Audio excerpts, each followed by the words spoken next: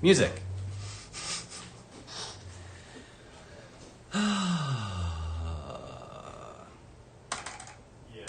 All right. Hi, everyone. Hi. There's the camera. It's been a while since I've done one of these, so I'm a little rusty.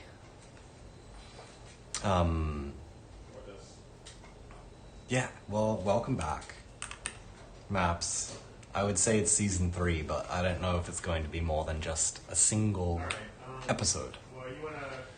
But if somebody could let me know if the audio is coming through just fine. I do have a fancy microphone, but I forgot to set it up. Oh my god, don't do this. Sounds great. All right, it's great that it sounds great. Cool, yeah. So I guess before we jump in, let me, someone was asking about the signal flow. There is background talking. I'm sorry, I can't deal. That's where we're at right now.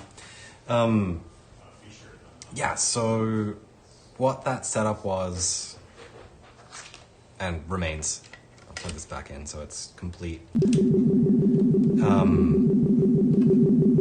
should be able to get away from it. Yeah, so I'm using Crow as a sequencer.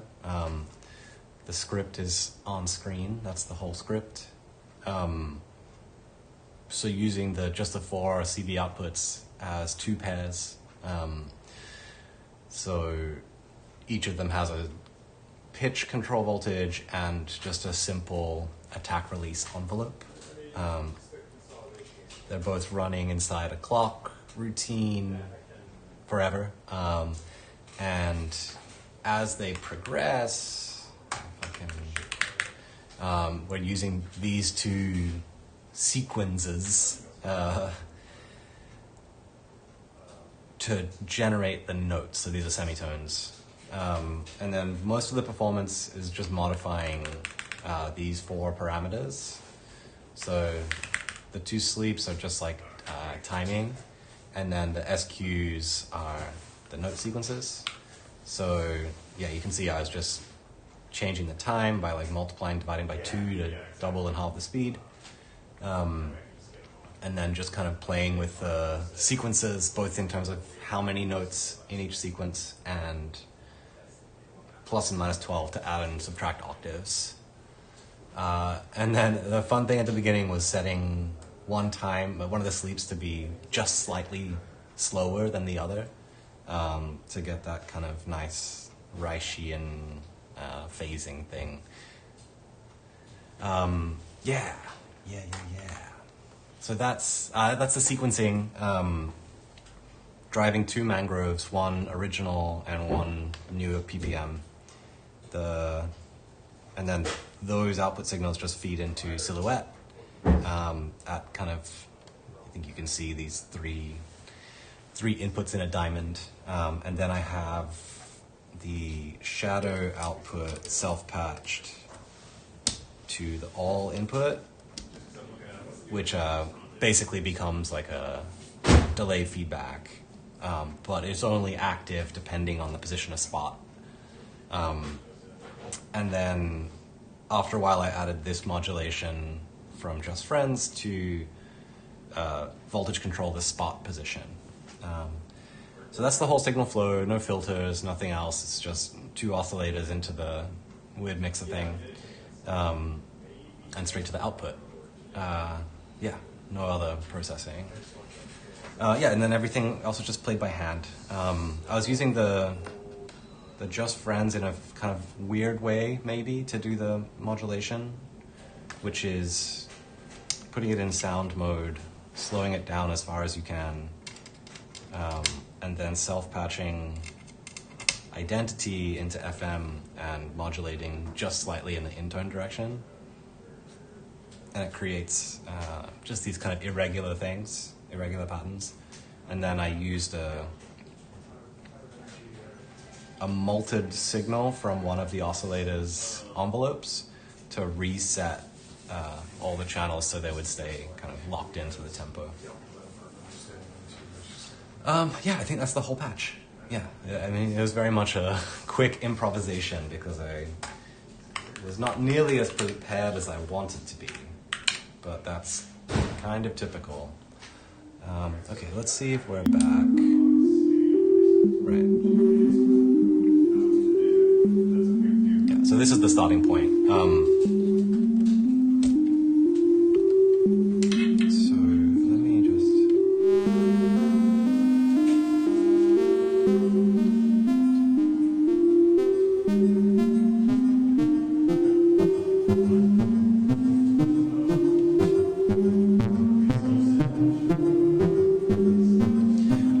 should mention, I'm using Silhouette in the chain mode, which is kind of helping to create this like gluey, everything kind of coming in and out,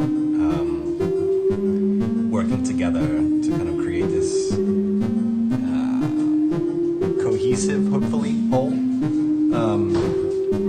But yeah, so if we just listen to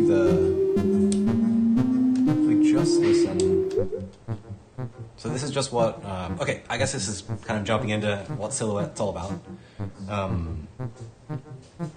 It's maybe a little complex with the self-patch, but I think we can survive it. But yeah, the general idea is that we're... Is this doing what I think it's doing?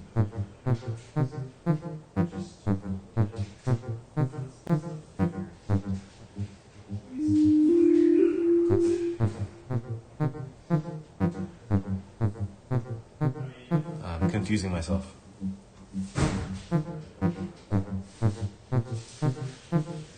Let me just reset this.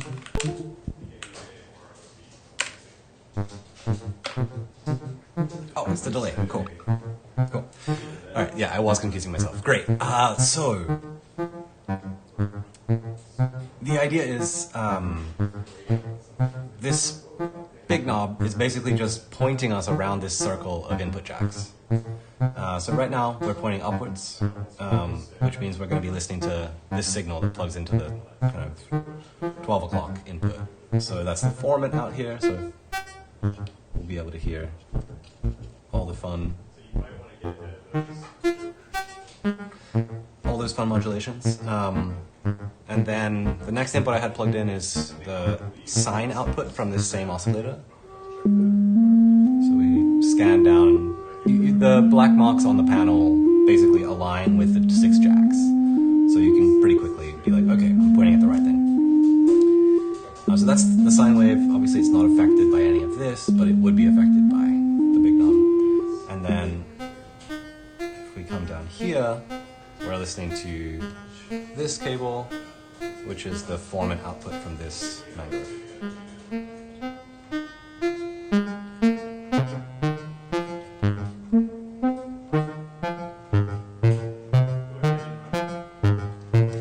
And then the next main thing is that I have this self-patch coming from the shadow output. So the shadow is essentially everything we're listening to right now, so whatever is pointed to by spot gets sent straight into the Bucket Brigade analog delay, and then that is available here as a separate output. And so I'm patching that 100% wet analog delay back into the input to get feedback.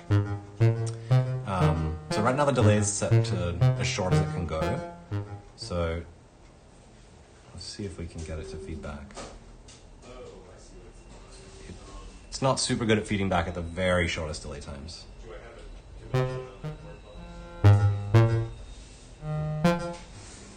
It could also be that this is the inverted input. I never know which one's which, but let's... Here we go.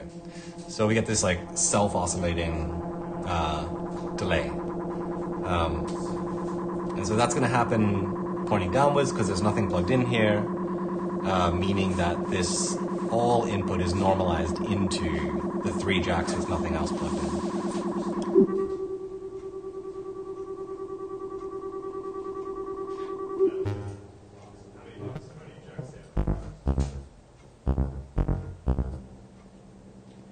And it has this effect that you can kind of scan around almost like a sampler. You're kind of grabbing a last note and infinitely sustaining it. But then you have that like the analog delay repitch effect.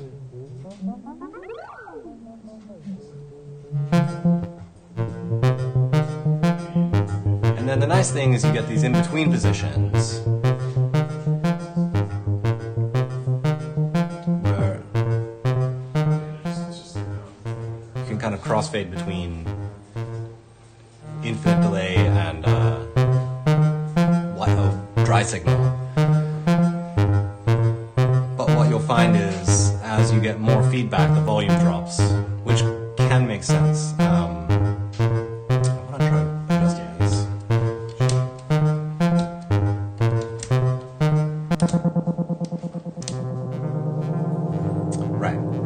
so this is one thing you'll discover with using the delay and the all input specifically. So when you do the self-patch, everything that goes into the all input jack,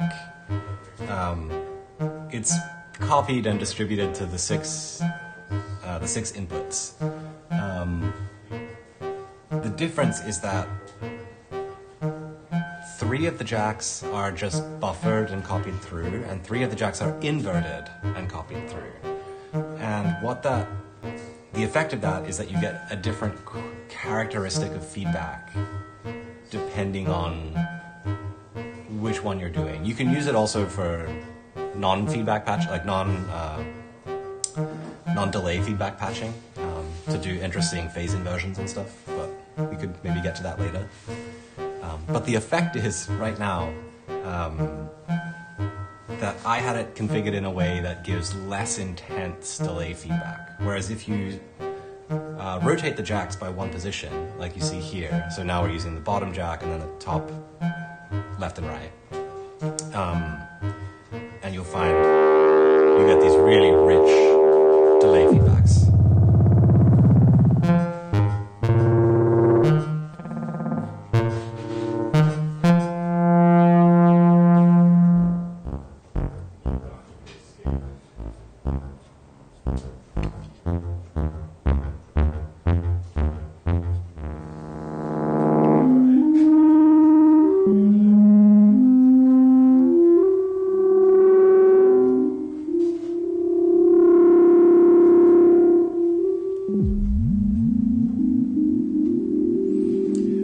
And then, of course, if you use sine waves and really long delay times, you get this very lovely sound. So the delay is kind of interesting. It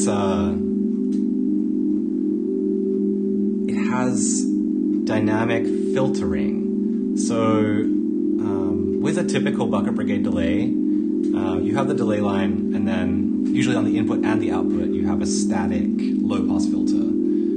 So the input filter is to stop aliasing, because if there's the way analog delays work is they're clocked. They basically have a sample rate, and that sample rate typically is going to be kind of in the thousands of kilohertz up to about 500 kilohertz. So faster than a typical audio sample rate, but if you want really long delay times, the way you do it is you just slow the sample rate down. So the impact is when you go to long delay times, more and more aliasing happens, and the sample rate is delivered to the chip by a clock, and that clock bleeds into the output signal in a number of different ways. So in order to get around that, we have the delay lines here configured such that if the clock is above audio rate, like if it's higher than 40 kilohertz, we just pass through the signal as is. I think there's still a filter there, but it's like at a point where we can't perceive it. But as you slow the delay time down, it has the effect of closing a low-pass filter. So, right now we're listening to a sine wave, so there's not much high-frequency energy. But because we have a relatively slow delay time, we're going to be cutting out a lot of high frequencies. So let's try and find a brighter signal.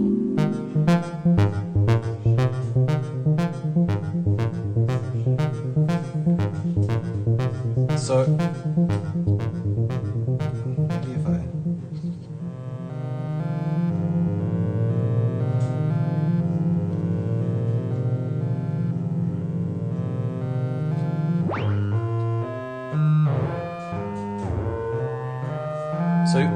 maybe if we're now at like a much faster shorter delay time, so faster feeling rate, and you'll get a lot more high frequencies happening here.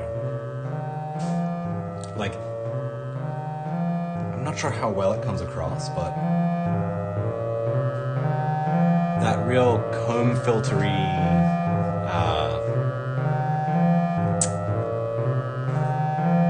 like the almost metallic sound that happens that needs those high frequencies there. That's why, so oftentimes if you have a flanger or a chorus, often there's not this filtering I'm talking about at all. There's no static filtering.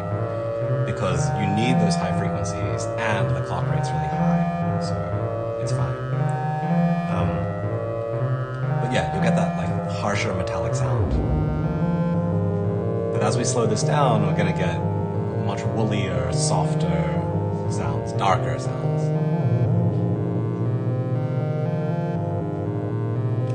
Let's slow that.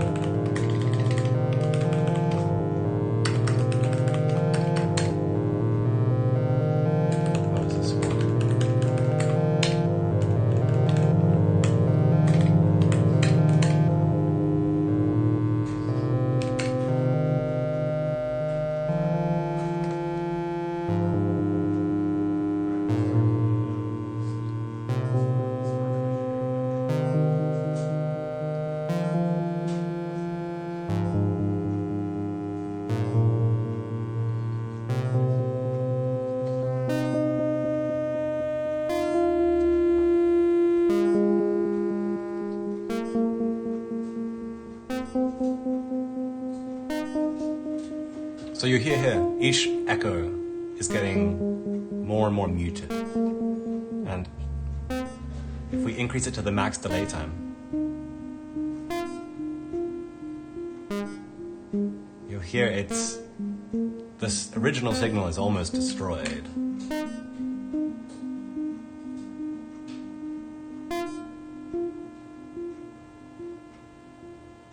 Because the delay is being stretched out to kind of almost all the way to 1 second.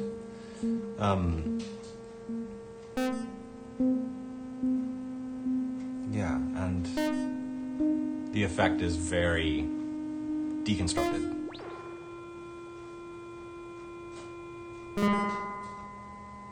Yeah, where again, we turn it back up and we get that real ringing sound.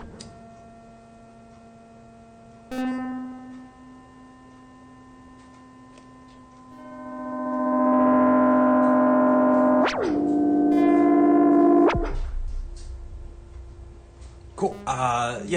Okay, that was perhaps a diversion. I want to talk quickly about the focus control. So it's a little confusing. Well, not confusing, but it's not immediately apparent what's happening. This sounds so nice, though.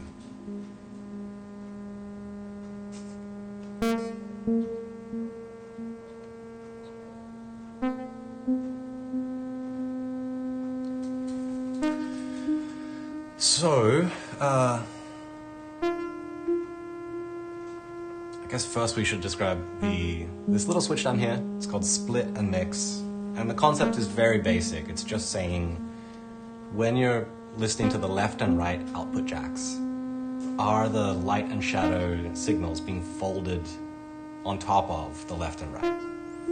So if you can almost think of it as like if the left and right, light and shadow were normalized into the left and right mix. And that switch is allowing you to turn that on and off.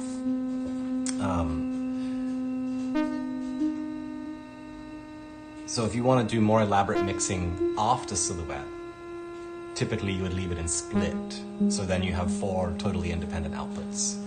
But if you want to use silhouette closer to a stereo output effect, then you use mix mode, and basically you get the whole thing folded into a stereo pair.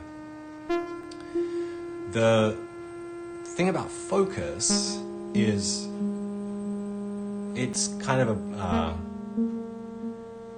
it's a symmetrical control when it comes to delay time, right? So at 12 o'clock we have the shortest possible time, which is essentially as fast as we can clock the delay before it starts getting quieter, which I think is around 400 or 500 kilohertz. So as we turn clockwise, we get longer and longer delays.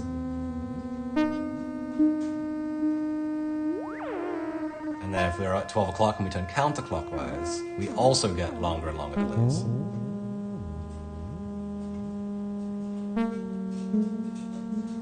But what you'll notice if you're listening on headphones is when we turn counterclockwise, the delay is panned. It should be hard right, but I think actually it is hard right, yeah. So the delay is panned right, and the dry signal is panned left. Now with the feedback tends to, doing it this way, it tends to add some monofication. It pulls the stereo image in. But the delayed signal itself is panned hard and the dry signal is left. Whereas if you turn clockwise, they're mixed down to mono. So essentially meaning they're copied to both the left and right outputs. So in my mind, the thing you use this for, if you're not, so I mean, I'm being very specific here in having this self patch. If we remove it,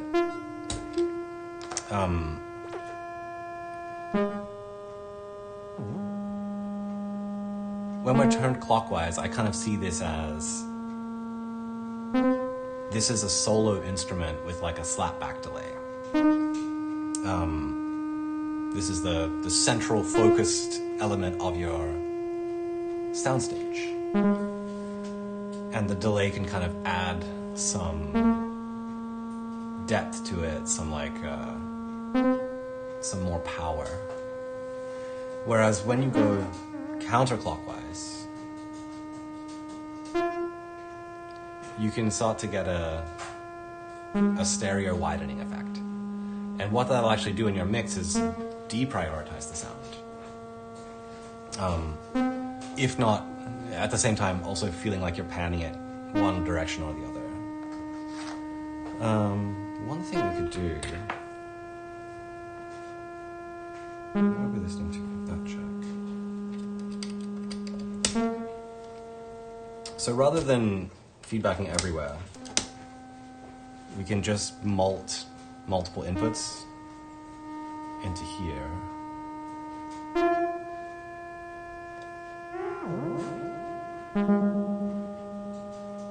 So this will kind of emphasize that effect, where you get this kind of ping-ponging effect, like side to side.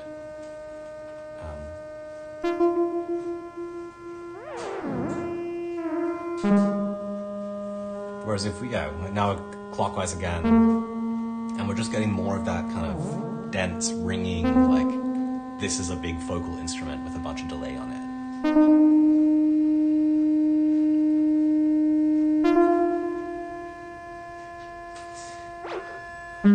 Yeah, okay, so I feel like I've talked about the delay a lot.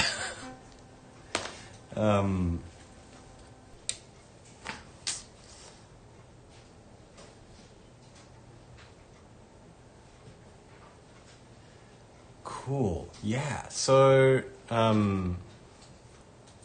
Chiba asking about Spot's internal LFO.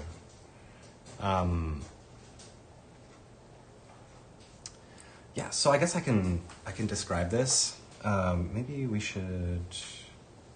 Why don't we stop all this sequencing?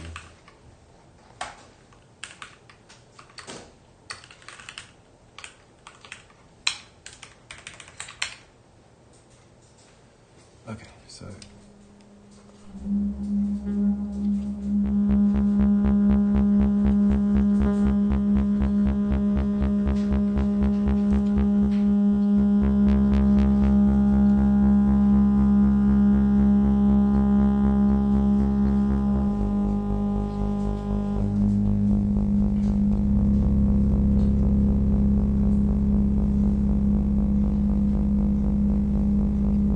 okay, so I'm just gonna, well, let's see if we can scan around this a bit more interestingly.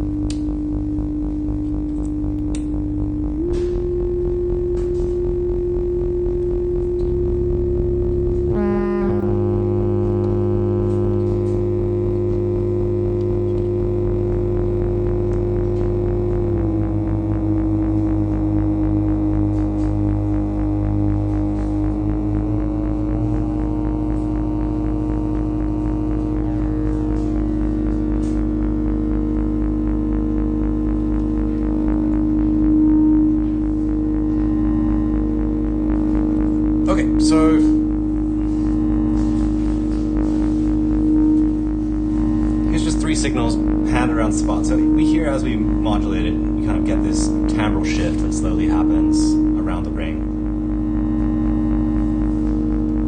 So the concept of Spot, and it's easiest if you point it to 12 o'clock to internalize what's happening. I call it magnetic.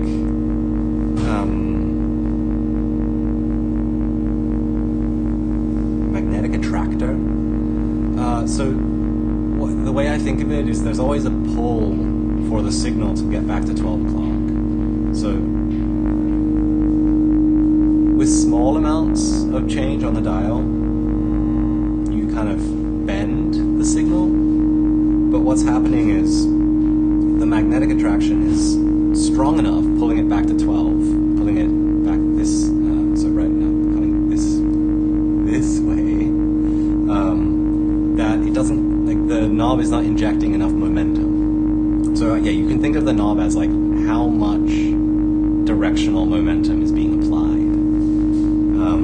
So at 12 o'clock is 0. And then as you go clockwise, you're adding clockwise momentum. But the attraction back to 12 o'clock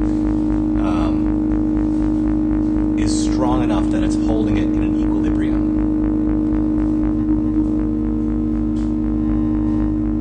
But you'll note, even if you turn it quickly, before you get to the self-oscillation, if you turn it quickly, there's a delay, like there's a slew time that it takes to move around. So it's quite fun to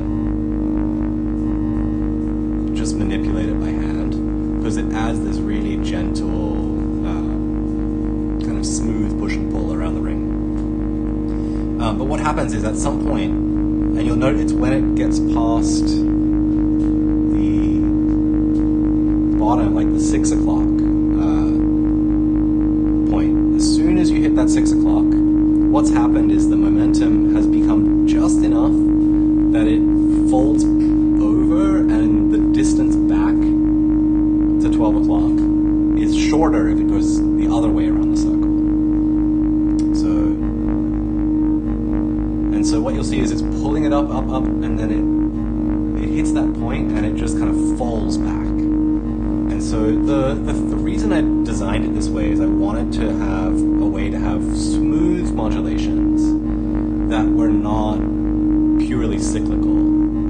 Because, you know, you can easily generate a like regular cyclical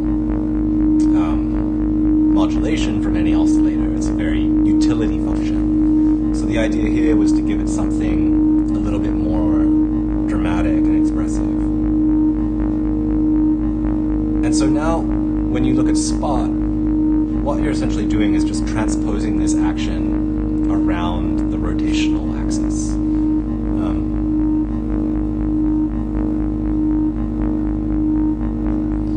So I kind of, this feels like a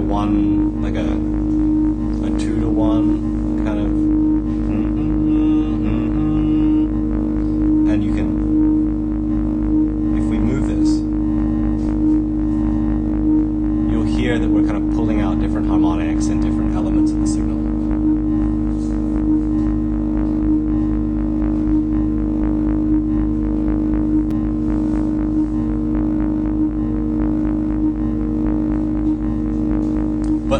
I will say it's really important to make sure you check the light window, because if you don't, it can be really hard to tell where you're actually resting, especially if you're using a bunch of very closely related signals. If we add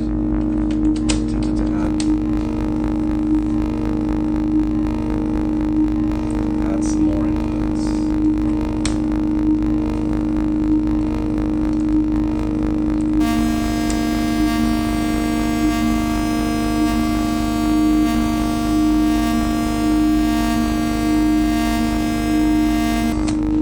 Okay, so I will also note that right now we're not listening exactly to what Spot's pointing at, because we're listening to the mix around the outside. If you want to hear what Spot's doing, it's just this.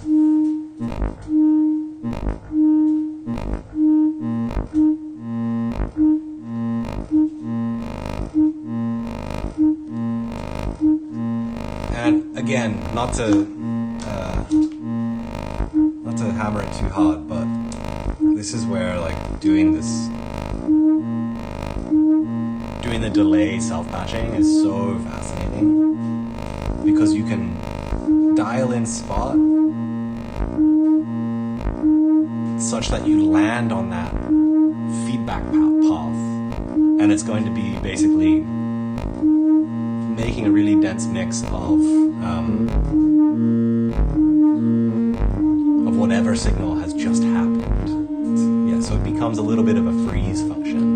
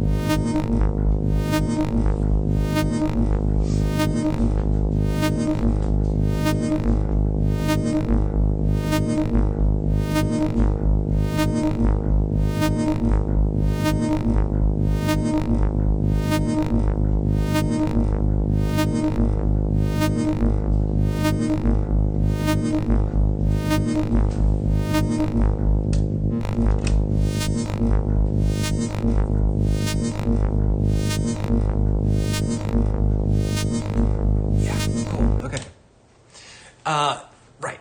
I feel like I could just meander through this all day, so let me do my best to push things along a little bit. So we had this patch going. I'm going to take the delay feedback out. I think it probably makes sense to talk about lens and blur, because on some level they're pretty simple to understand, but they also interact and have a lot of different use cases. So we'll start with level mode, because it's the simplest, easiest to understand. We're already there. Cool. So just keep in mind that this signal that we're hearing, this is being subtracted out of the lens blur background. So if we turn this up,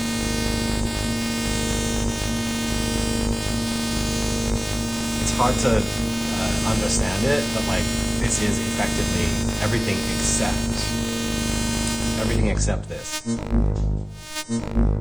such that when we turn it up, it should be pretty consistent.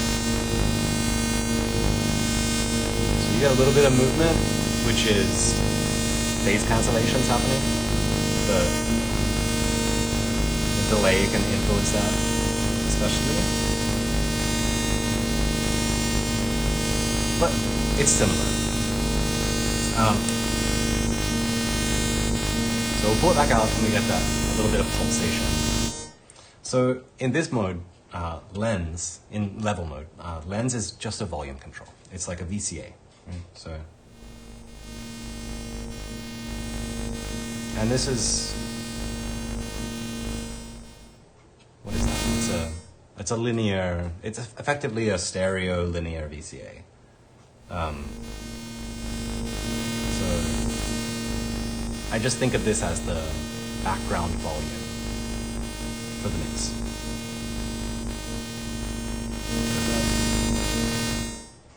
And of course you can pluck this. I need to turn that off.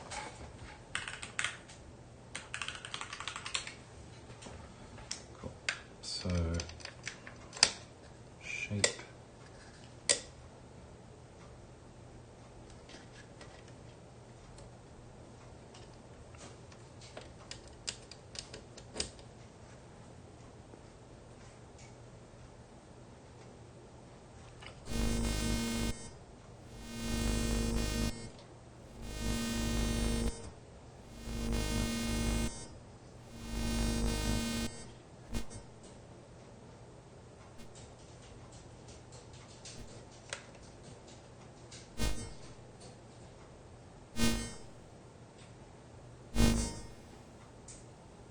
This is very strange. I'm not sure if this has an old firmware, but it seems like the CV is inverted. I will make a note of that. Double check.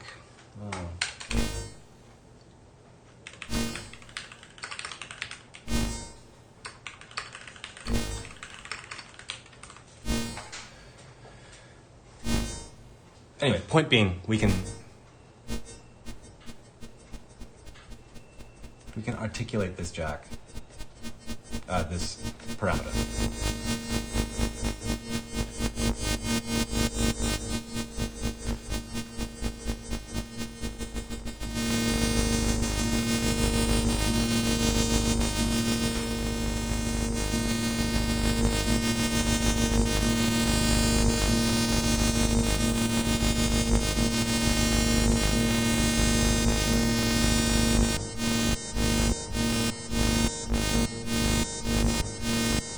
So, anyway, you can save it. You can save a stereo VCA, whatever. Not a big deal. But the point being, you have control voltage over the volume level, and then parallel to that and independent in level mode, you have the blur control.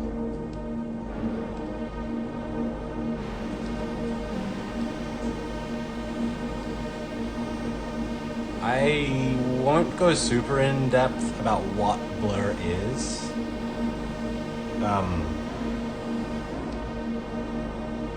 But it's effectively, it's a sequence of delays, all-pass filters, well, delays in an all-pass configuration,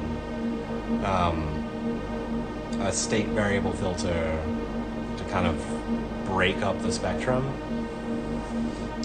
and then like independent all passes on each leg of the state variable filter. And then just a simple analog low pass on the output.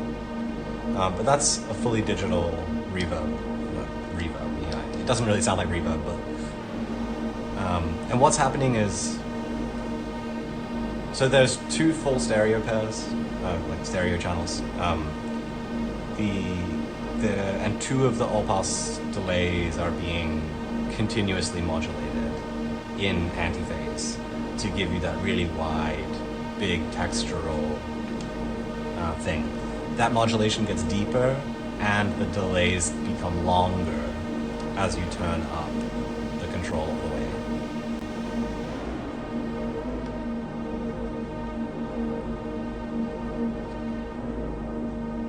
And around 1 o'clock or so, that's where the low pass filter starts to kick in, as well as ducking the volume too. So it can be quite a subtle extra layer when you're down lower. And it goes to silence, of course. And there's something about this range between 1 o'clock and 3 o'clock that's very... I guess it's because of the delay line interpolation. It has this like glittery digital, early digital technology sound.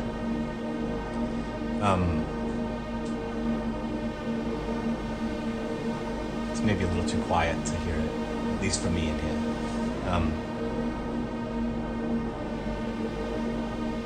But I like it. Anyway, that's blur. So now if we look at the chain mode, you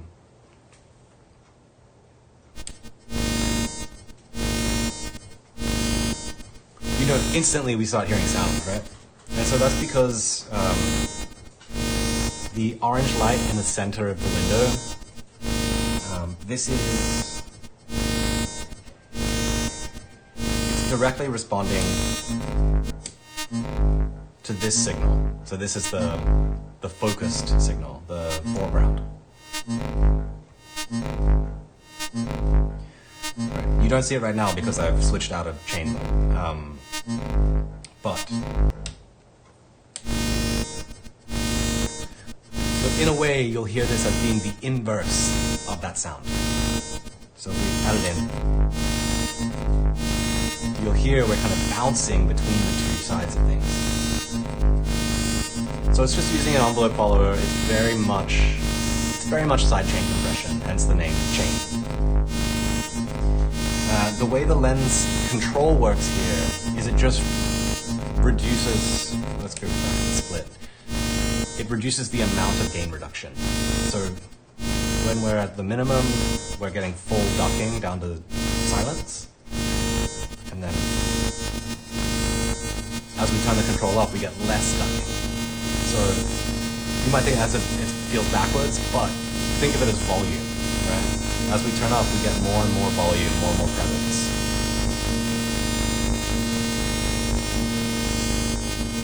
Back down, we get the most minimal version of that. Then the way blur works in this context is it just sticks on the side of whatever the lens is doing.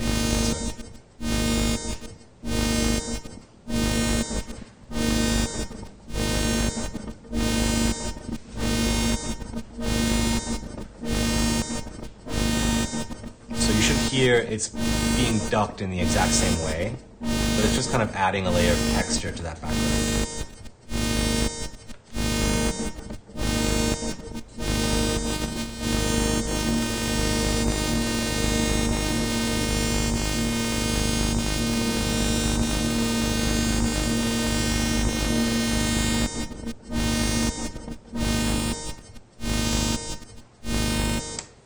Right, so that's chain. Obviously there's a lot of stuff you can do with that in terms of side chaining things, but really I like to think of it as a way to glue together two different kind of sets of signals. Or if you have like 6 different independent things, you can just kind of combine them all, and they'll kind of make room for each other. Okay, so the last mode is called expand, which is like an expander, which is in some sense the opposite of a compressor. But the difference here is that rather than following the foreground signal, like sidechain does, expander just follows its own signal. So whatever is in the background, whatever this signal is, right? The volume of this signal will control the amount of gain reduction with lens. Right now these are drones, so it'll be static, right? Because the overall volume is not changing.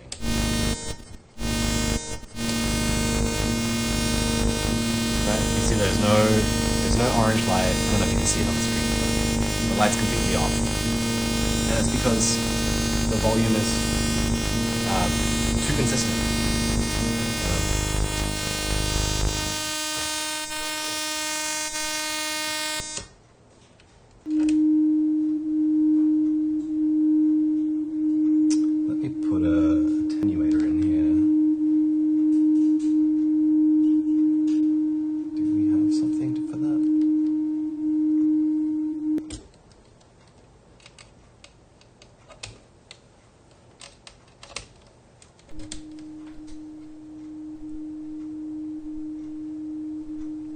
Okay, so just to demonstrate, this is the focused signal. Very small, very tiny.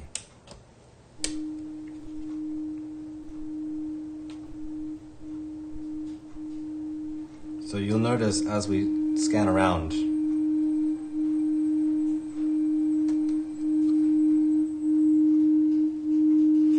we start to see the yellow light blink, and so what that's going to do is allow us to kind of inject some signal.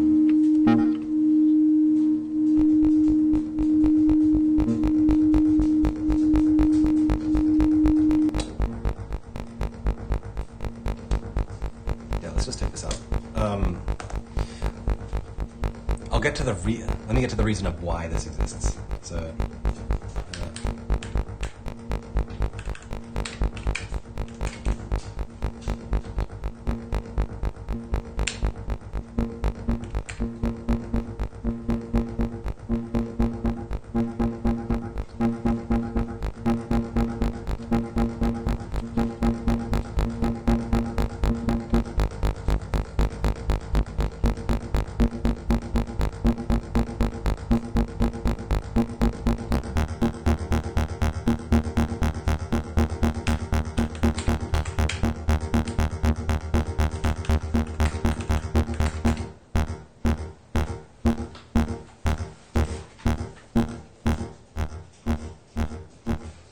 so finally, we're here.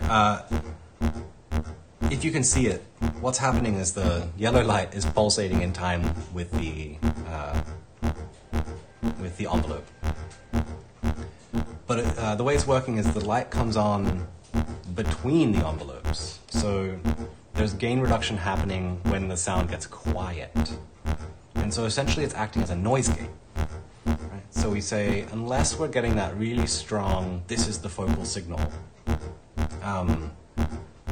we just turn down gradually in a way that's quite transparent, but we turn down.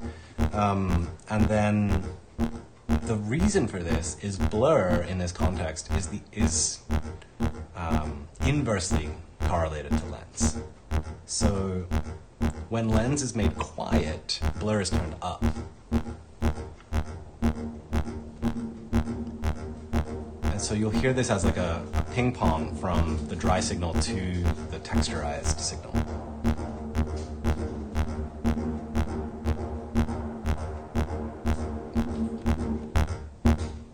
So if we turn lens up and we get more of the dry signal, we get less of that.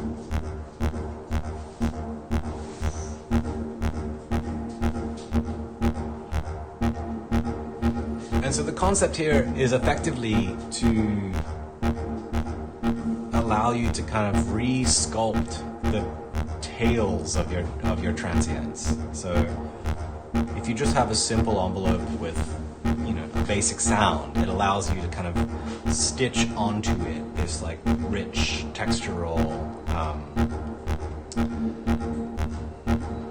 tail. So it's kind of like a release on an envelope, but has that like spectral, textural, reverby kind of sound. Yeah, so that's the last mode, which I think means we've covered effectively everything. And I also feel like I've kind of gone off the rails a little bit here. It's 11:30. Yeah, it's been an hour and a bit. Yeah. So I think I know a couple people have been talking about having a hard time continuously modulating spot in a cyclical way. And I'm working on a firmware update to improve that. Maybe one thing that's interesting for the more technically inclined of you is the way the scanner works for spot. It's effectively you can think of it as so spot takes every second input it breaks it into two halves, right? So the upward triangle and the downward triangle are separate. And we have a switch that chooses two switches, like one for each triangle, choosing which input is the closest of those three. And then the output of these two switches is cross-faded with an analog fader that kind of, we can silence the switch because like there's no clicks that happen because we switch when we get fully wet on the opposite side. So as we pan to this channel, we can then move to the next input over here and pan back, and we shift this and pan this way. The thing about that though is if there is any imperfection in the input discontinuity, like of the spot modulation, there can be a substantial click that happens there because instead of the spot completing its 360 degrees, it'll go 359 degrees and then try and go all the way back around to zero really quickly. And that really quick thing is what can cause these kind of clicks. But I have some ideas how to work around this.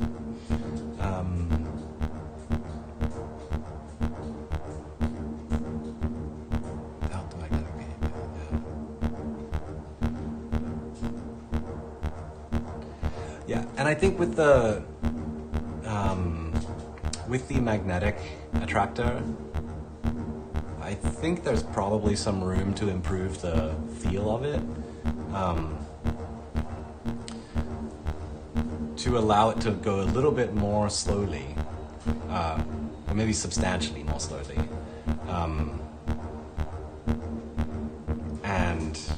but still allow that fast speed. It's just a matter of like very complicated scalings, but I think it should be possible.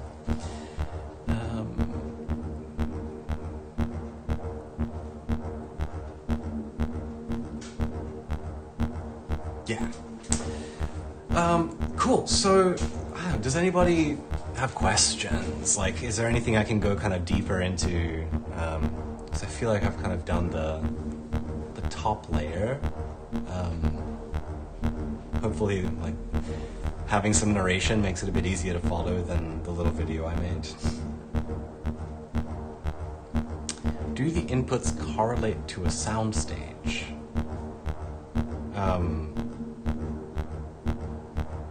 I'm not exactly sure what you mean by soundstage.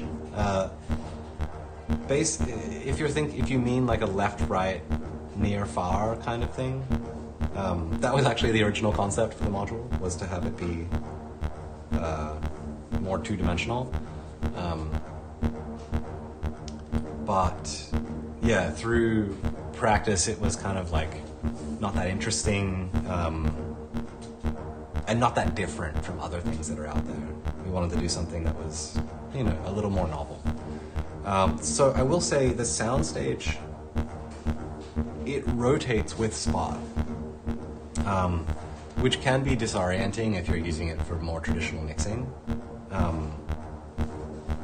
What I mean by this is we have blur all the way down, and we just set these back to drone.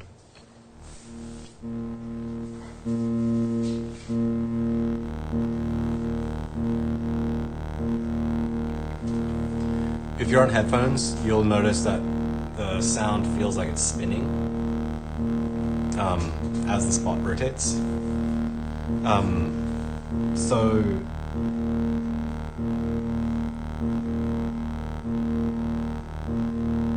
the way that I tend to think of it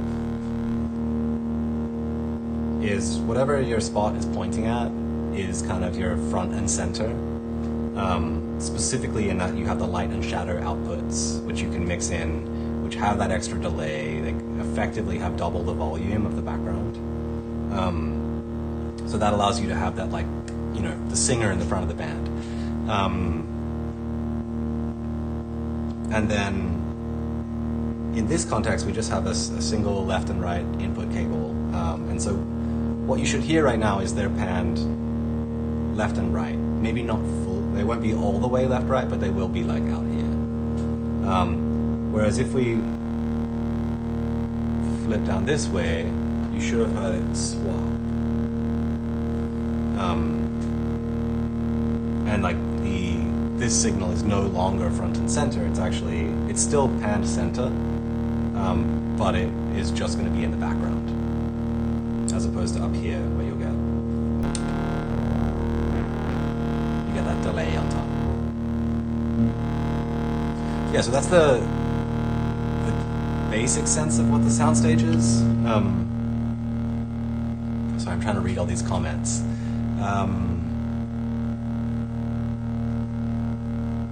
How do spot and blur interact in the soundstage?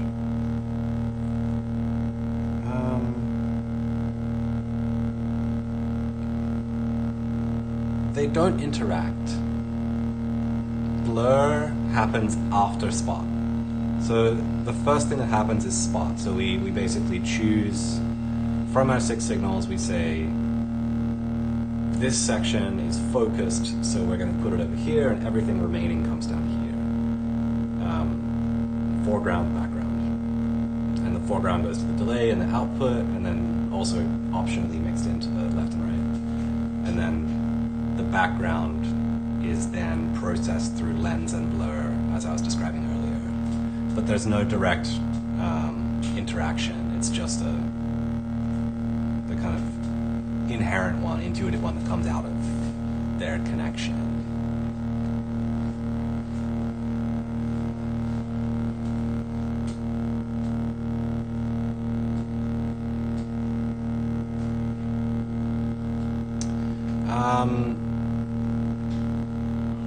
Lightbath is asking about making noon on focus, pulling the BBD out of the mix. I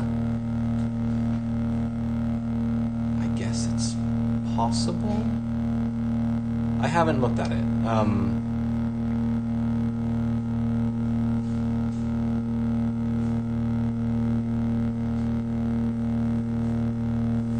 I don't know that it's possible with the hardware.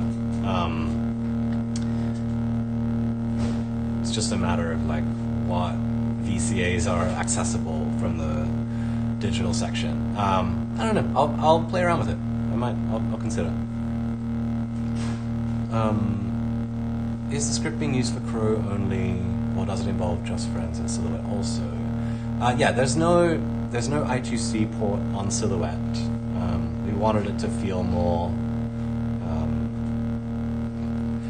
analog, but also be more analog, not just feel it. And as much as the I2C stuff is really fascinating, it didn't feel like it enabled a whole new category of interactions, like I think it does with Just Friends and with.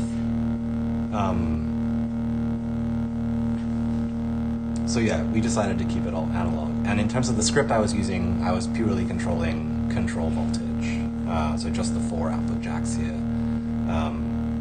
I was originally trying to use I2C to control these with modules down here, but I realized they're not connected.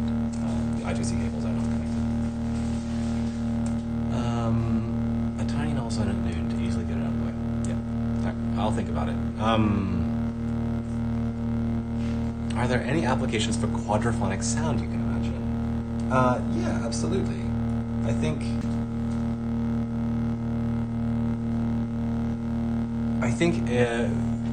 the thing about this module is it's maybe more opinionated than most quadraphonic systems are designed for. Most quad systems, in my experience, every speaker is of equal importance. So when you have a pan for a quadraphonic system, you're moving it kind of equally around in space, which totally fine, legitimate. But if you were to use Silhouette, it would be more about saying, okay, it's more like a cinema system where you have front left, back right. You know, like imagine a 5.1 system, but 4.1. Get rid of the center speakers, and so you would have light and shadow in the front, and then the left and right as the rear. I mean, obviously you could do whatever you wanted with that. It doesn't have to be that configuration. You could split it in an X, so light and shadow are opposite, and left and right are opposite. I think it all depends on the specific setup of the speakers. You know, is it a perfectly round or circular room? Are you outside? Is everything equally spaced? But yeah, I am excited to play with it with a quad system, which we're currently thinking about building into Azure. So I'll report back. Is it possible to go into car plus territory? Yeah, you can do the car plus strong thing. Like, I mean, in the manual, it's maybe not super clear, but like there's a bunch of talk about the feedback paths. So if we just feedback shadow,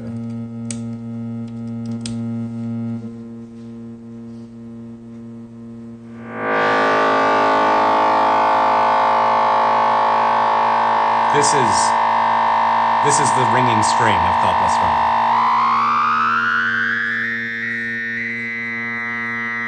Can feel a little digital, like a little steppy, which is another thing that will be improved. But yeah, this is, I guess, the highest note that you can currently use. And then I imagine, I haven't tried this yet, but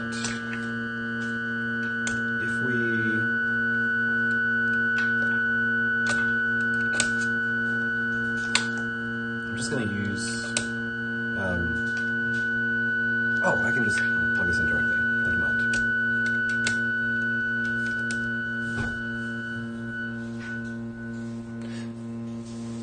Let me remove this signal. So what I'm trying to do here is articulate the copper strum, which we should add some noise to excite it, but I don't have a noise source in the system. I guess I could use this member.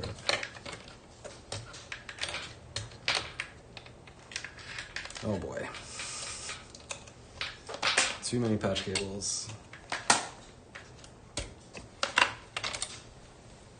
Let's go down. Like this, something like this.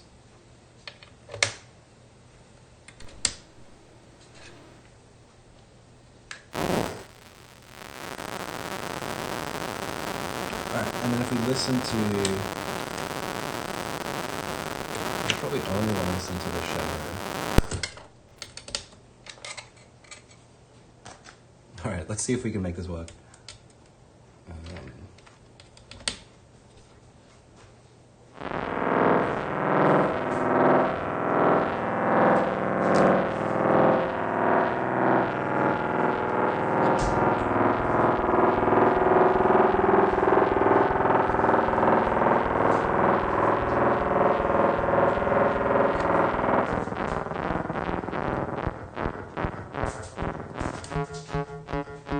There we go.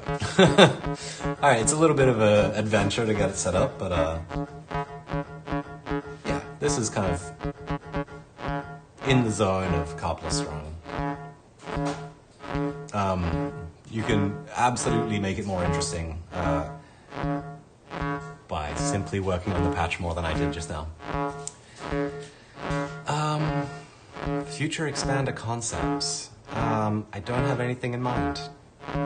There's also no ability to expand it directly. I guess you could mean just making something kind of related in the same family, but yeah, nothing in mind right now. With focus either fully clockwise or counterclockwise, experiencing a faint high-pitched whine. Yes, you're right, it is the clock coming through the bucket brigade filters. I have them calibrated right now for like the couple of units that I use for testing. It's possible that there's a bit of voltage offset difference between different filter chips, so I can do a little bit of fine tuning there. In general, the clock noise should be 60 dB quieter than the signal, which is 60 is not silence, obviously, but it's the best we could do without losing too much high-frequency content. So I'll also add that to the list.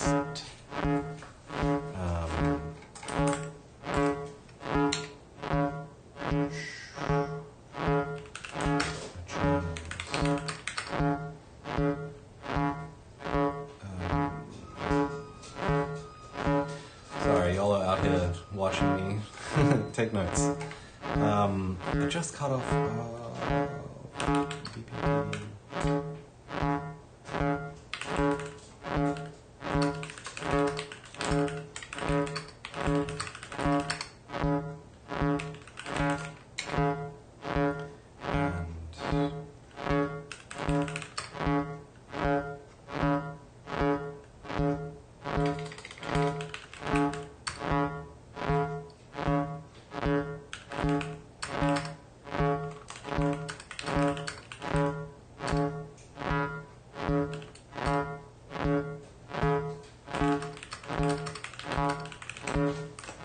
Yeah.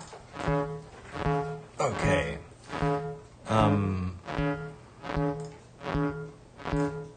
Will there be a technical map someday? I don't know. Sam, the person who wrote all the technical maps, doesn't work with us anymore. So if it does happen, it will probably be a bit different. But yeah, maybe in some variety, but it's not high on the priority list, I'm afraid. I think also one of the cool things about the technical maps is that they came out years after the modules were made. So we had so much more experience with them. You know, I think a lot of the modules are kind of yeah, a lot of the modules, they have taken us a lot of time to understand fully what they do. Like, obviously I can talk about how they're made, but like in terms of how they're used and useful, I think we need some time to kind of play with it and also get feedback from people and like see how people are using it in their systems. Like, so yeah, if there is a technical map, it'll be a while. You can wait a few years, yeah. Hopefully it's not years, but it definitely needs some resting time. Cool. So I think I might leave it there. Get this posted up online on the YouTube in the not too distant future. But yeah, unless anybody has some final questions. Final questions.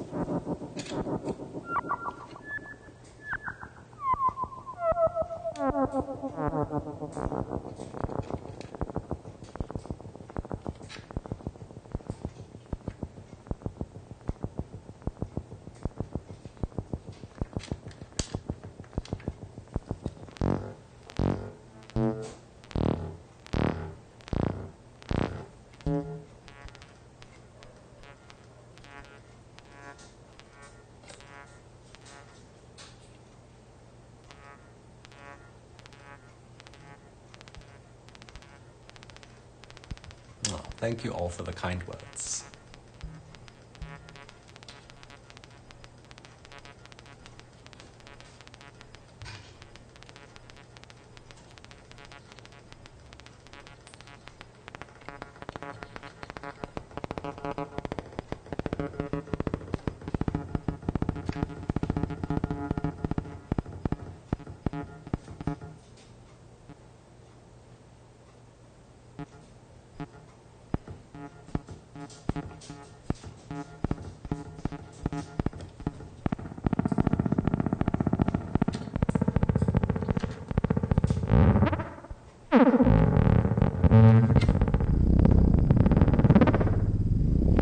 Awesome. Thank you everybody for being here.